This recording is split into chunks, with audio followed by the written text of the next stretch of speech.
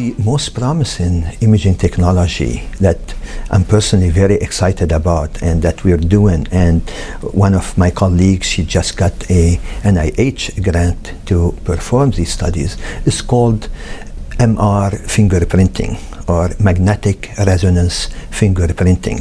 MRF is a technology that uses the MRI, the 3 Tesla MRI, which is available almost everywhere.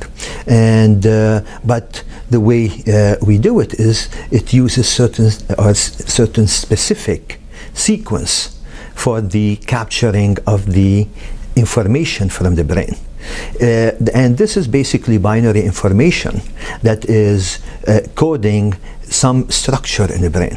Now, if I want to simplify why the excitement is about MR fingerprinting, the fact that MRI shows us a structure. And this structure, we can look at it, how it's looking on the MRI, say, I think it is a tumor. Maybe it is this type of tumor, for example.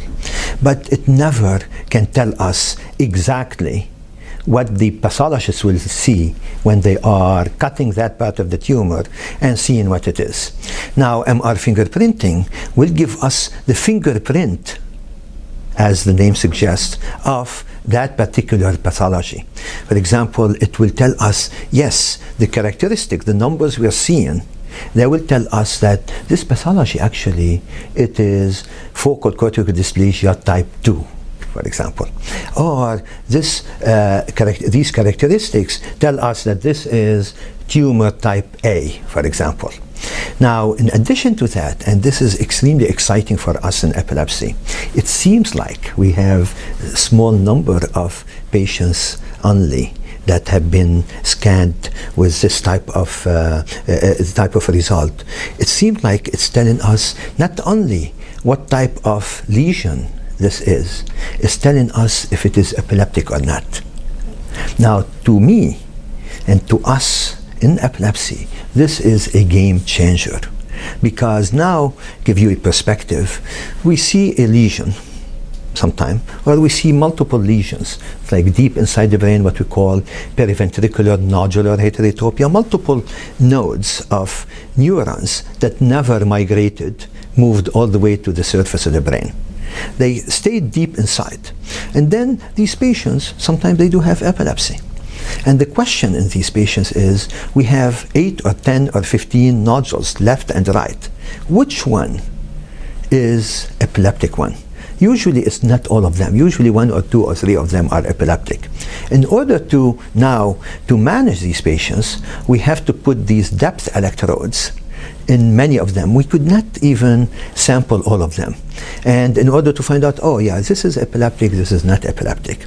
Now, if this technology pans out the way we think it's showing the early results, we will be able to see the nodule, but it will be able to tell us this nodule is different than the other one. And that these characteristics suggest that this nodule is epileptic. So we don't even have to do surgery to put electrodes. We can go and technologies, for example, like a technology that we just got here called high intensity focused ultrasound, or HIFU. We can, because they are deep in the brain, we can, if we identify a particular nodule, we can go and burn that nodule without even touching the scalp, without doing any surgery, neither to monitor where the seizures are coming from or to treat the seizures. So to me, this type of technology is exactly a dream technology if we can prove its usefulness in epilepsy, because it uses an MRI technology. It is non-invasive. It gives us the image. It gives us what the image is and what this pathology of the image that we see, is it epileptic or not.